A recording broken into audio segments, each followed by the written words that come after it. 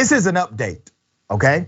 Remember the 16-year-old child who was playing basketball and being taunted by others in the stands, being called a gorilla. They were making 8 noises. Let me remind you, here's the video.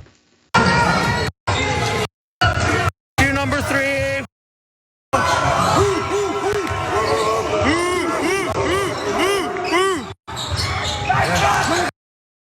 You suck! Number 3's a gorilla, bitch! Number 3, you're a bitch! Now the father is speaking out, okay? So let me update you on this story. The father, whose name is Kayi Steplight. Kayi Steplight's son is a River Ridge High School student in Lacey, Washington, according to King 5. The school's basketball team was playing Capital High School in Olympia, Washington on January 14th. When Steplight says a student yelled gorilla at his son. This has to be taken on full head, Steplight said regarding the incident. The disturbing occurrence was captured on video and immediately shared on social media. It shows a student yelling out gorilla. Meanwhile, other students at Capitol can be heard making 8 noises at the 16-year-old Amari, 16-year-old child. Although a student reportedly posted the video, Steplight said he did not see the video until after the game. He tagged Amari in the video because they wanted him to see what they were saying about him, Steplight said. His son eventually showed him the video. I've been called monkeys and gorillas. I've been called a lot of different names. So it was like deja vu. And I was frustrated that my son had to deal with that. That's what the father said. Now let me pause on this moment. This is not only surreal because I've been called these things. It's not only surreal because my father was called those things, but my father's father's father was called those things. And when we talk about progress in the United States of America, I'm going to highlight a dynamic of this story that has not been reported fairly, has not been highlighted enough, okay? In an online statement, the Olympia School District Superintendent, Patrick Murphy, said that the incident was investigated, discipline took place, the student heard yelling, the racial slur was not identified, but trust us, they did something about it. Now, let me put a picture up of this very concerned father, okay? This is the father, all right? He's willing to be the face of this story because he wants the school system to know who he is, and he wants them to know he's not letting this go. This is not going to be an everyday occurrence, okay?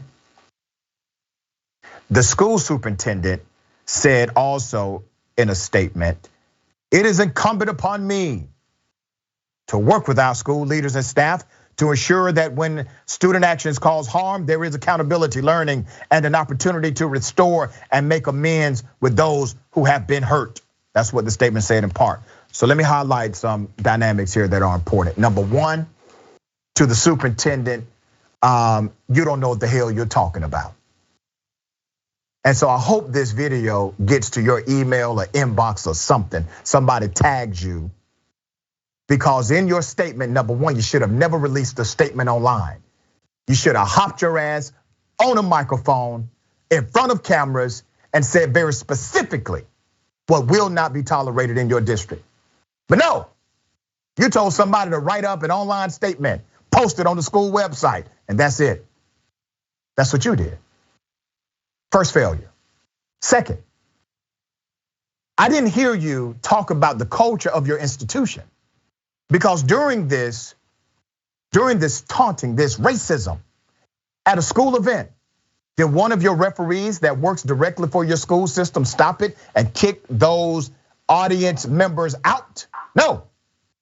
Did one of your coaches go to the ref or go to that group and say, "Get the hell out of here with that"? No. All of the faculty members and administrators who were at the game, who heard this happening the entire game, did one of them say a damn word to this group of racist teenagers and others to protect the child on the court? Did anybody say anything to any one of them? No. Did a parent say something? No. Did other students say anything? No. You have a cultural issue here, Superintendent.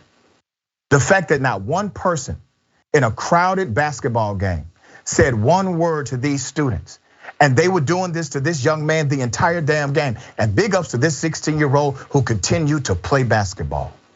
Did not allow them to take him off focus, but he shouldn't have to go through this, right? The superintendent, his statement wholly inappropriate for the situation. You have a systemic failure, not only in your own leadership, but in the culture of your school district. That's why things like this permeate. Dina Dahl, do you see it differently? I agree completely. And if he had been 18 and at a job and this happened, this would be a hostile work environment, and he could sue and he could win. And the problem is in our country, students face harassment, whether it's sexual, racial, and they are stuck in their schools. And thank goodness this parent was willing to speak up. But that kid still had to go to school. He had to show up because he wants his college. He has to focus when he can't focus.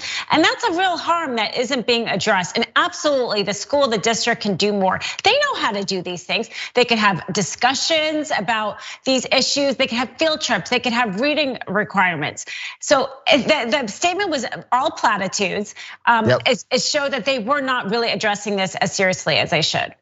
Right, and as I say all the time, not every time, but I would dare say 9 times out of 10, racist children, racist parents, all right? Just keep that in mind, you have a cultural issue here.